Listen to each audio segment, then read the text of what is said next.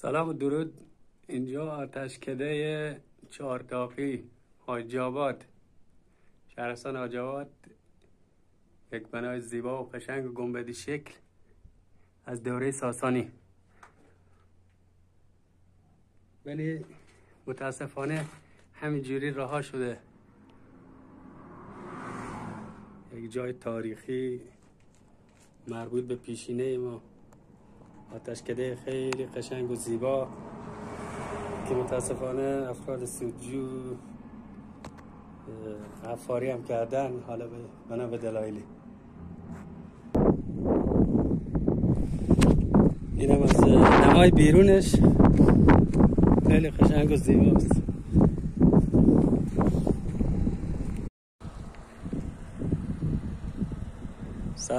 سلام و درود.